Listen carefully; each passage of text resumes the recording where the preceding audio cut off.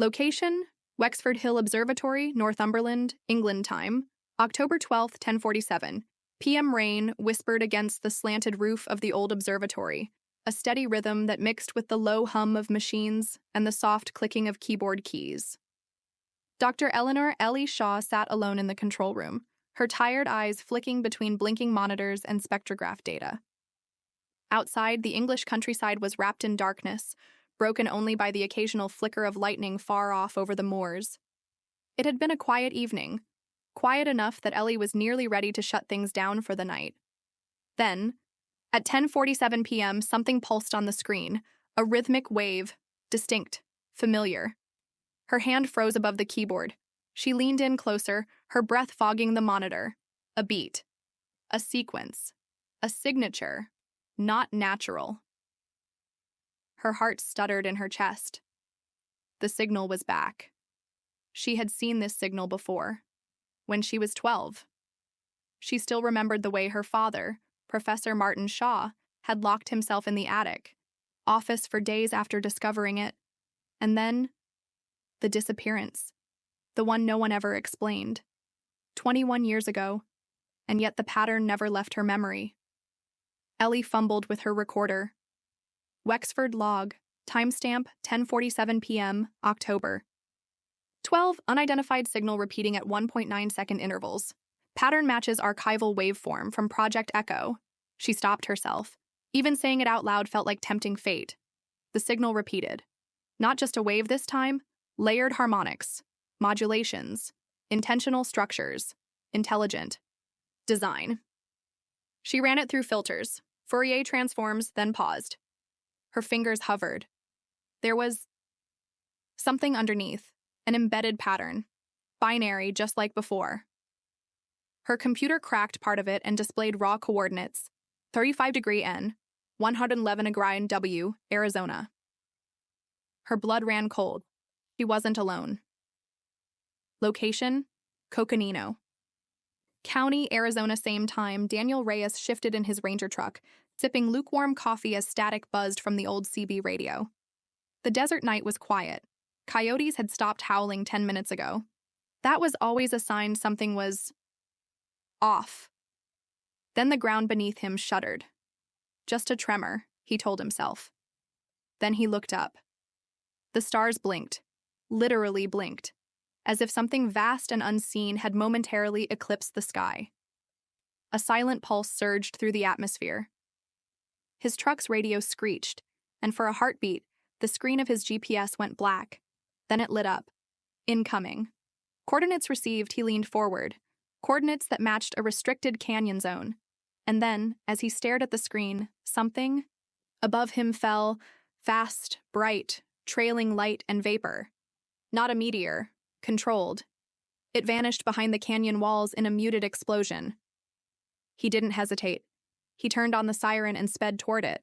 Back in England, Ellie printed out the signal's waveform and slipped it into a weatherproof sleeve. She stared out at the rain, her mind racing. She had a decision to make. The coordinates were clear, and her father's notebook, the one she had buried in storage, had an unfinished page with those same numbers.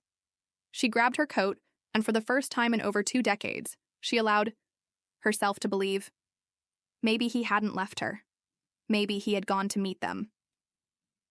Location, London, UK. The Royal Astronomical Archive time, October 13th, 1:13 p.m. The dim library lighting flickered as Ellie stepped cautiously between dusty shelves. She had rarely returned to the Royal Astronomical Archive after her father's disappearance.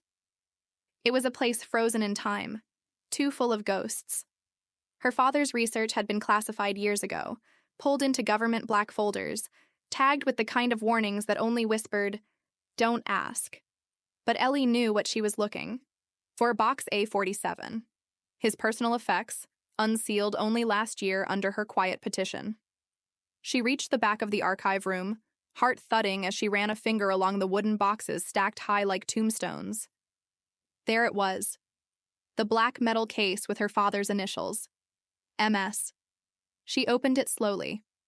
Inside, a field notebook wrapped in wax paper, a slide of the signal waveform, matching the one she just received, an old compass, modified with an odd crystal replacing the needle and a photo. Her father standing in a desert landscape, one she'd never seen before. In the background, a thin silver structure, towering unnaturally behind him, blurred as though in motion. Ellie studied the photo. Her father's face was not afraid. He looked odd, awakened, alive. She took the notebook and flipped to the last pages. Scribbled in messy pencil, a line caught her breath. They speak in waves. Beneath it all, they are listening. MS underneath that, coordinates again. Arizona, the same. She packed the photo, notebook, and slide into her satchel. If there were answers, they weren't in England anymore.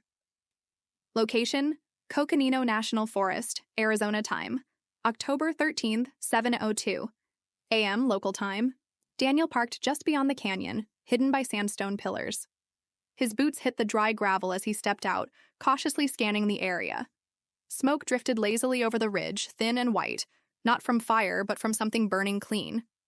As he climbed the slope, he saw it, a small crater, maybe 40 feet wide, embedded into the canyon floor. Around it, broken scrub and scattered metallic shards, black, glass-like fragments humming faintly. At the center of the crater was something pulsing, a silver cocoon-like object, smooth, ovular, maybe the size of a kayak, with glowing veins, running beneath its surface like distant lightning under skin. Daniel's hand hovered near the pistol on his hip, but he didn't draw it. He stepped closer. The cocoon breathed. A soft, slow expansion. There was something inside. "What the hell are you?" he whispered. Then it responded. Not in words. In images. Memories. A flood of sensation hit him. Stars collapsing. A vast intelligence. Signals bursting through cosmic. Fog. A face that looked eerily like his own father's. Then a word in his mind. One he didn't know. Or maybe had always known. Help. Daniel stumbled back, gasping. He dropped to his knees as the visions faded. The cocoon fell still again. He radioed base. No response. Static. He was alone with it, and something told him. It wasn't the only one coming.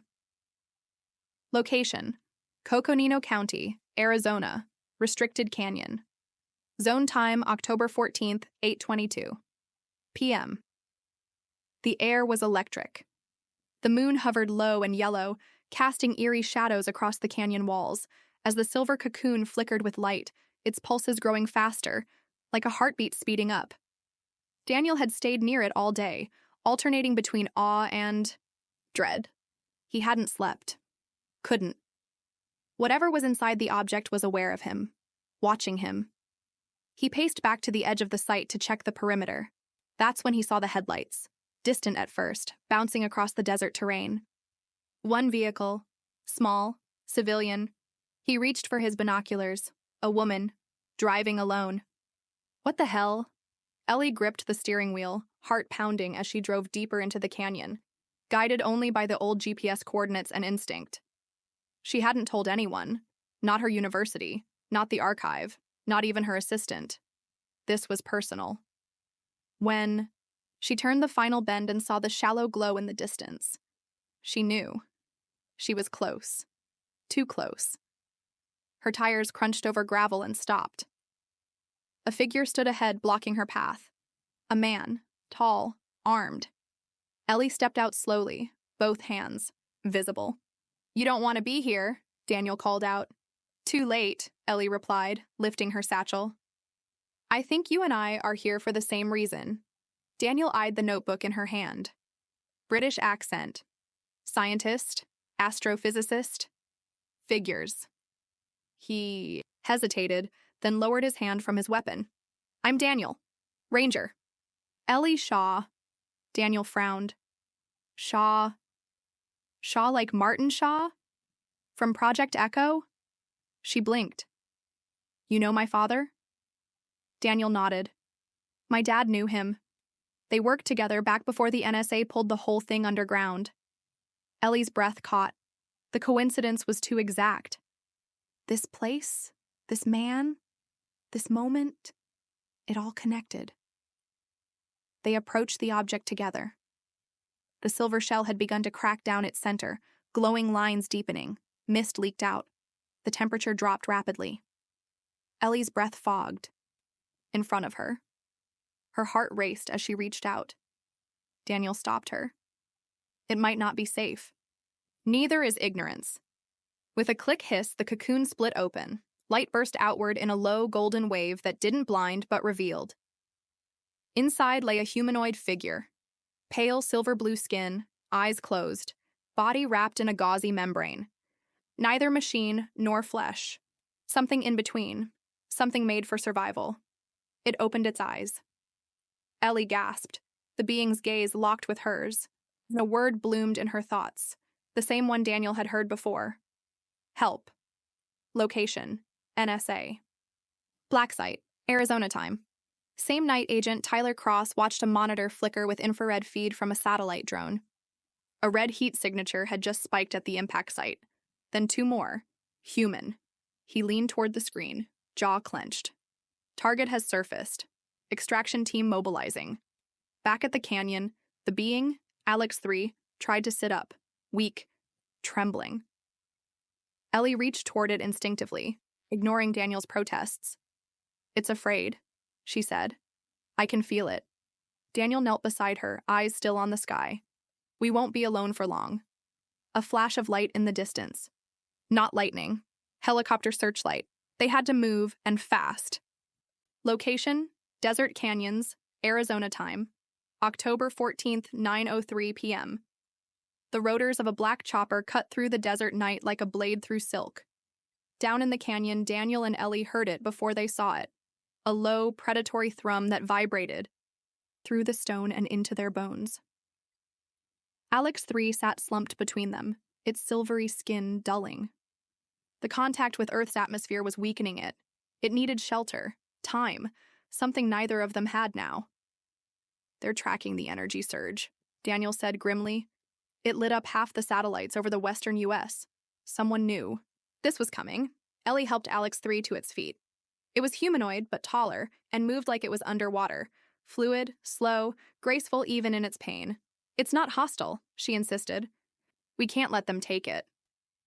Daniel gave a sharp nod. Then we run. He guided them toward a side ravine, one that twisted into a narrow gorge where the chopper wouldn't be able to follow. But behind them, black SUVs tore across the desert floor, kicking up clouds of dust, headlights flickering like hungry eyes. Inside, the lead SUV Agent Cross checked his tablet. A heat signature. 3 targets. We have movement. 2 humans. 1 unknown bioform. Orders are to capture alive. Such. Vehicles accelerated. Back in the ravine, Ellie's foot slipped on loose gravel, nearly sending her tumbling. Alex 3 reached out and steadied her with surprising gentleness, its hand cool against her skin. It spoke again, telepathically, in impressions and emotion more than words. Danger. They seek control, not peace. We know, Ellie murmured. Daniel stopped suddenly. A sheer rock face blocked their path. Dead end, he muttered. No, Alex 3 said, its voice now real, deep, harmonic. It stepped forward, placed a glowing hand against the stone. The wall shimmered. A hidden fissure, masked by optical illusion, peeled away to reveal a narrow tunnel glowing faintly from within.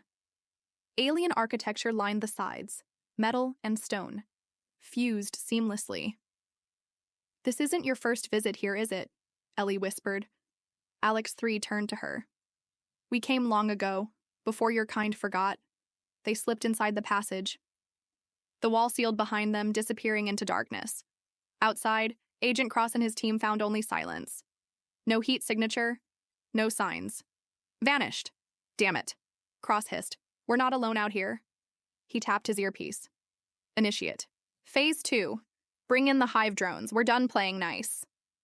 Inside the alien tunnel, Ellie walked carefully, her fingers trailing the walls. They pulsed softly. Alive. Responsive. Daniel was less calm. We don't know where this leads. To answers, Ellie replied. To the reason my father disappeared. To why they called us here. Alex 3 stopped suddenly. They are coming. The ones who bury light. Ellie turned to Daniel. We need to find the core. What's the eye? Core? Where the signal was born. And far ahead, deep in the canyon, the path curved downward. Into Earth itself. Location. Subterranean network, Northern Arizona time, October 14th, 10:17 p.m. The tunnel curved in impossible ways. No corners, no straight lines. It seemed to breathe with them, adjusting as they moved, dim pulses in the walls, echoing Alex 3's rhythm. Ellie felt it in her bones. This was not just architecture, it was memory, alive and ancient. Something had been waiting down here a very long time. This material, she whispered, brushing her hand across the wall. It's like alloy and sandstone fused at a molecular level. Not human, not even close. It's old, Daniel murmured. Older than any of our maps. This canyon's never shown cavities this deep. Alex 3 turned its head sharply. You have only begun to see. Earth remembers. She does not forget her first guests. They stepped into a wide chamber, circular, its ceiling arching into blackness. In the center, a monolithic obelisk hovered, spinning slowly, covered in pulsating glyphs that rearranged every few seconds like a living language. It wasn't just technology, it was a conduit. This is the core, Ellie breathed. She stepped forward, her father's notebook tight in her hand. She flipped to the page with the waveform, the same signal that had reached her weeks ago. She held it against the obelisk. The glyphs stopped. The waveform matched. The obelisk responded. A low vibration filled the air, followed by a light beam, shooting from the top, carving constellations into the chamber walls, maps of galaxies, migration paths, event chronologies, and one of the constellations was unmistakable. The Milky Way. Flashback sequence initiated via Alex 3 neural link, Ellie. Staggered as the room fell away. In her mind's eye, she saw visions, projected directly from the monolith. A glowing ship entering Earth's atmosphere thousands of years ago. Alien beings landing in what would become North America. Ancient humans watching, terrified, in primitive. A compact agreement sealed with light and breath. A peaceful exchange of knowledge, then betrayal. A shadow entity rising from deep space. A hunter species. Hive-like, parasites. The peaceful aliens, Alex's ancestors, forced into hibernation to protect their lineage, the signal, a distress beacon disguised as a repeating cosmic pattern. Her father, discovering its harmonic code and being silenced before he could reveal the truth. Ellie collapsed to her knees, the vision ending. Daniel steadied her. What did you see? A warning, she said hoarsely. They came in peace, but something else followed them. Something's coming now. The obelisk emitted one final projection, a series of locations on Earth. Energy nexuses, one in Arizona, one in Greenland, one in the UK. Daniel studied them. These are targets? No, Alex 3 said. They are keys. To stop what is waking. Suddenly, the walls shook. Outside the sealed entrance, explosions echoed. They were no longer alone. Outside, surface-level Agent Cross watched from his command vehicle as Hive drones, black, dog-like machines with segmented legs, and scanners tunneled through the canyon walls with high-frequency drills. They're close. Bring me the asset. The drones screeched as they penetrated deeper into the earth, glowing red eyes cutting through the dark. Inside the core chamber, Ellie looked to Daniel. We have to go. We need to reach the second site, before they do. Alex 3 turned toward E. The rear of the chamber, its hands glowing, a new tunnel began to carve itself open in the rock, leading upward, away from the encroaching Hive. Then run, it said. The hunt begins. Location: Secret Tunnel System, Arizona, en route to UK time, October 15th, 12:41 a.m., local time. The new tunnel spat them out into the open desert several miles from the original canyon, under the cloak of darkness and stars. Alex 3 moved faster now, revived by the core's resonance. Its eyes gleamed, scanning the sky like it could sense something beyond human perception. That obelisk wasn't just ancient tech, Ellie said breathlessly, brushing dust from her face. It was a lock, and we opened it. Daniel adjusted his earpiece, static fuzzing in his comm. Cross's teams will sweep the area by dawn. We've bought hours, not days. Ellie nodded grimly. Then we use them. Location: private airstrip. Outside Flagstaff, Arizona time 3:22 a.m. The old military jet Daniel had access to was barely legal to fly.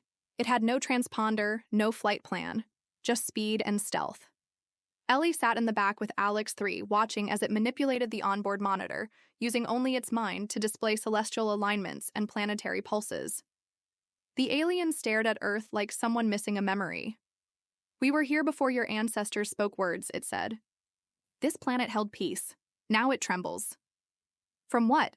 Ellie asked. A devourer. From the dark between stars.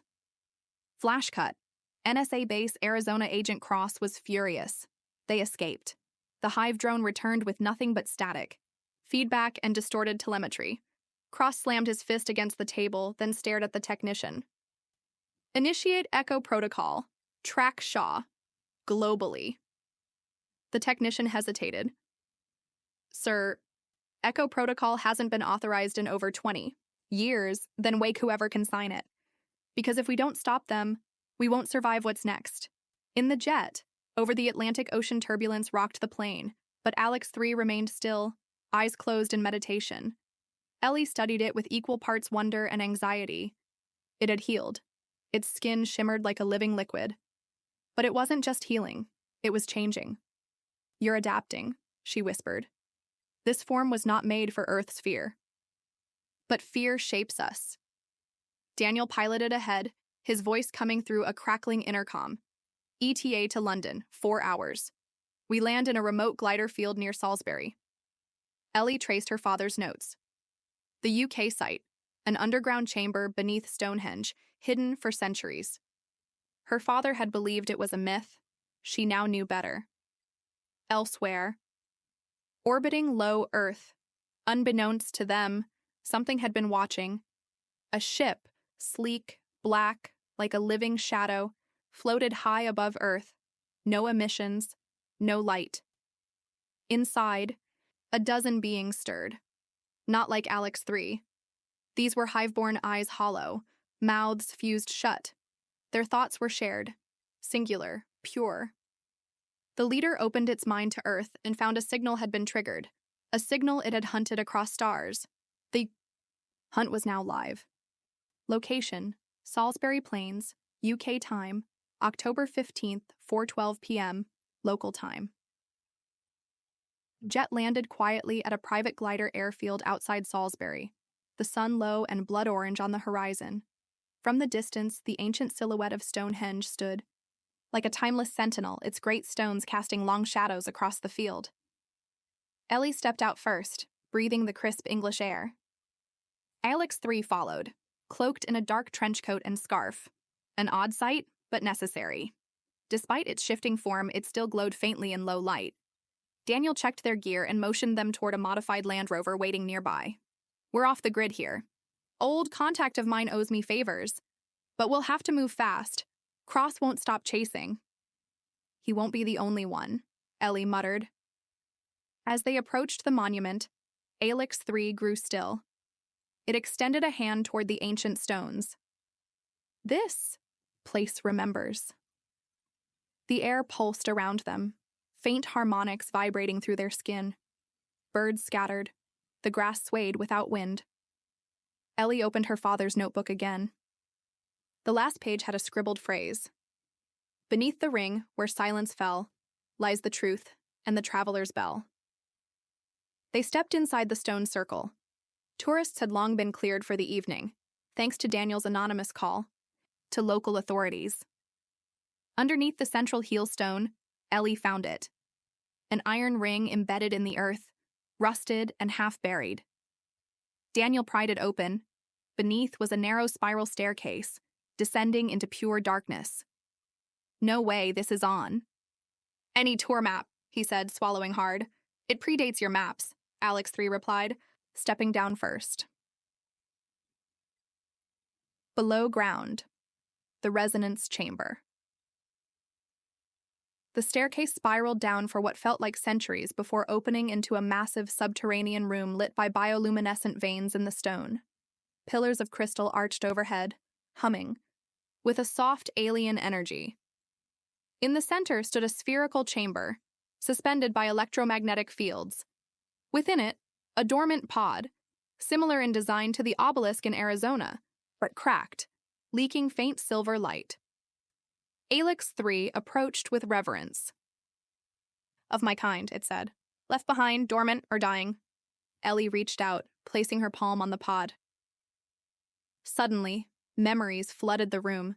Visions danced through the chamber. Early druids meeting beings of light in sacred groves, knowledge exchanged, language, astronomy, healing, a pact sealed in silence. The keepers would guard the gate below Stonehenge until the time of awakening. Daniel staggered back. So much history.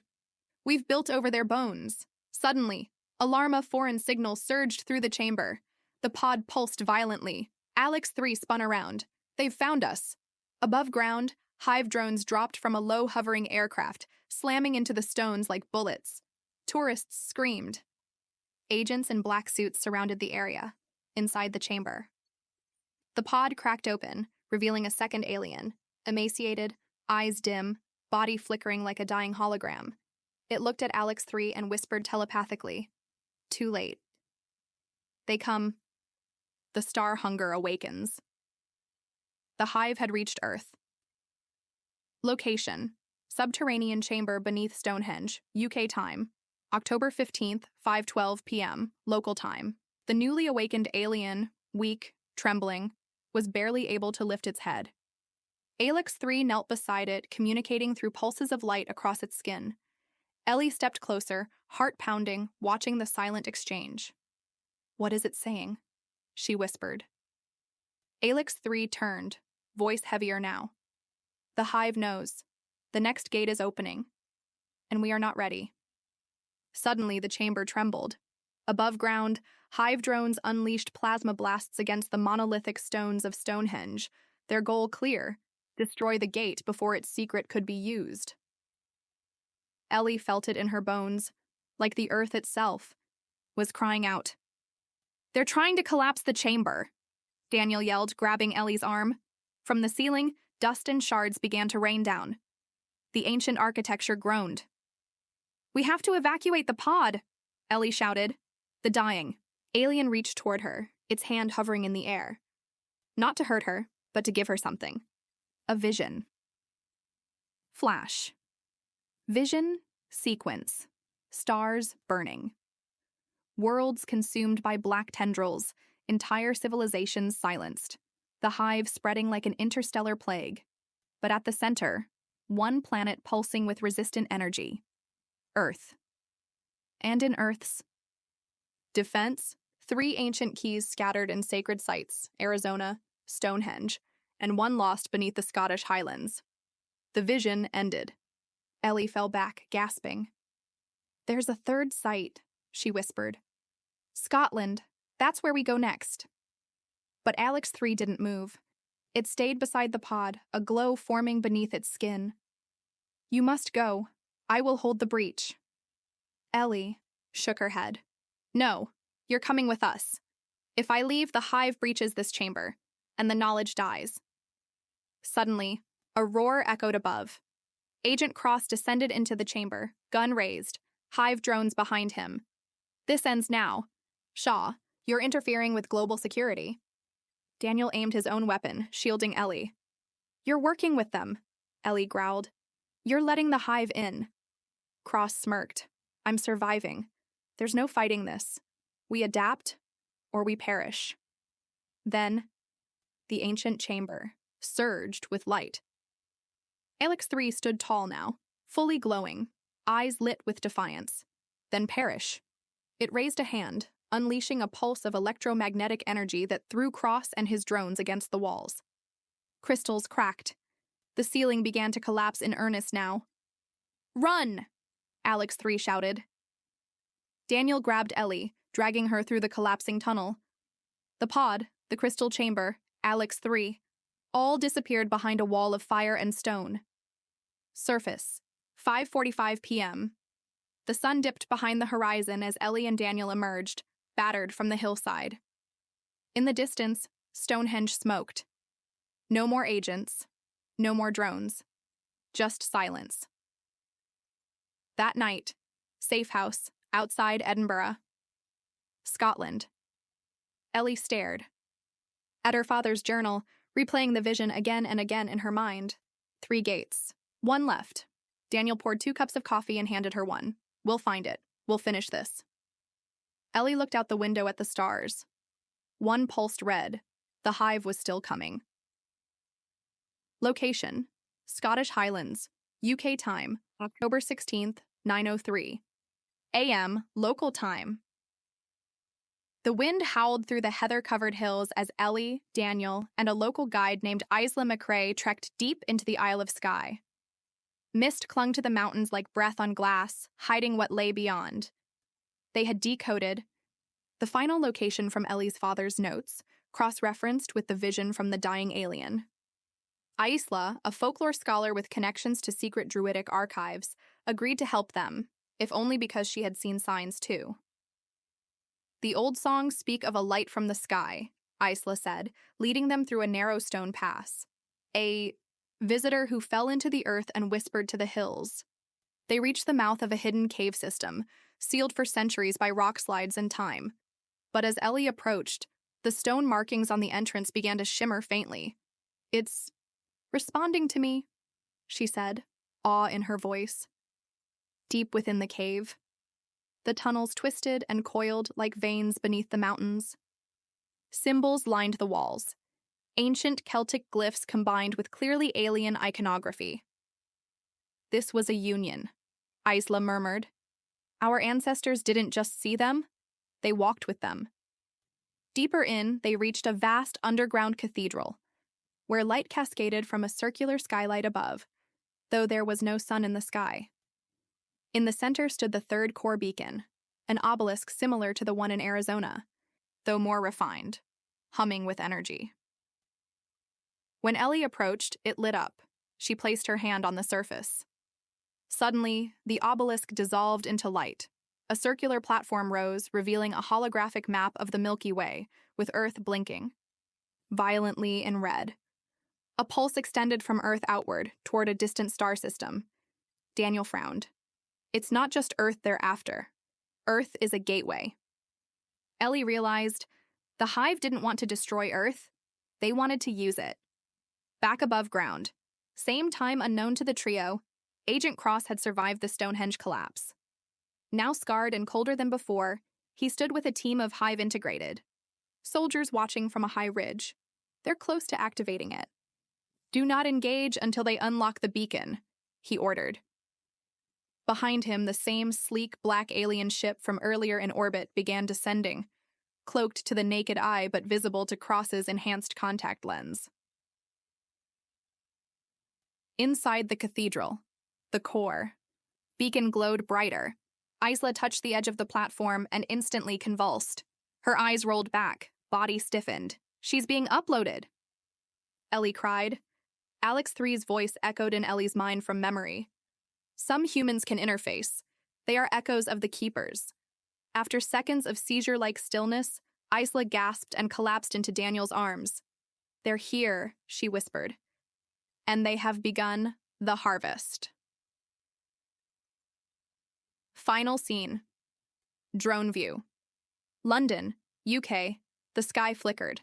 Thousands of people looked up as a sudden aurora borealis swept across the southern UK. Unnatural, crackling, and humming with strange resonance.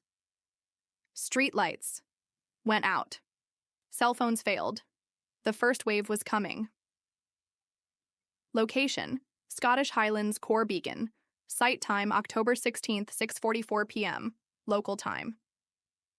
The sky darkened prematurely as Ellie, Daniel, and Isla stood before the now fully awakened core beacon. Energy pulsed outward in rhythmic bursts, each one reaching into the Earth's atmosphere, unlocking signals dormant for millennia. The beacon had accepted Ellie. You are the vessel, Isla said with quiet reverence. What does that mean? Ellie asked, overwhelmed. You carry the last code. Isla explained. The core beacons were key relays created by Alex III's ancestors, meant to seal the Hive's interdimensional passage, not open it. But only a living human alien conduit, a hybrid like Ellie, born of exposure and encoded bloodlines, could initiate the lock. Ellie's father knew all along. His research, his obsession, it had been to find and prepare her. From the hills above Cross and his Hive-blended strike team prepared for the final move. Cross's face was pale, marked by veins glowing faintly green. His transformation was accelerating. "She's going to shut it down," one of the soldiers hissed. "No," Cross replied. "She's going to open it for us." He pressed a remote, on his wrist. Explosives embedded around the cavern's rim blinked red. Inside the beacon chamber, Ellie placed her palm on the platform again. This time, it didn't just respond, it spoke. In her mind, she heard Alex III's voice, not from memory, but live. "Ellie, I'm not gone. I was scattered. You are my anchor." The AI's code had survived, bonded to her biological imprint during their contact. Daniel stepped back as Ellie's entire body lit with a silver aura, veins glowing with nanolight. "She's the key," he whispered. Suddenly, the Hive arrived. The Utsi. Final confrontation, Cross entered first, weapon raised. His eyes, once brown, now shimmered with a sickly teal light. "It didn't have to be like this," he growled. "You betrayed Earth," Ellie said. "I ensured survival," he barked. "Evolution." Behind him, the Hive drones surged in. Daniel fired. Isla, armed now with relic energy weapons from the cave's archives, took cover and fought back. Ellie stood still, hands raised, communicating directly with the beacon. "You are not enough," Cross sneered, aiming at her. "No," she said calmly. "But I'm not alone." The chamber erupted in pure light. Alex III's consciousness, fully reintegrated through the beacon, took form beside Ellie, no longer synthetic, but light itself. The beacon pulsed a final time, sending a shockwave that wiped the Hive's signal clean across the planet. The Hive agents collapsed. Cross screamed as the alien presence was burned from him, leaving only a broken, trembling man in the dust. Later, epilogue scene location, London. 1 month later, the world had changed. Satellite. Interference was gone. A strange calm blanketed the planet. Quietly, a coalition of world leaders assembled under an anonymous new directive, backed by Ellie and Isla, to protect the now-known truth. Earth had nearly become a bridge for annihilation. Daniel walked, with Ellie along the Thames. "They'll come back," he said. Ellie nodded. "Yes. But now, we'll be ready." She looked up. The stars above twinkled unnaturally bright, and high above Earth, something watched.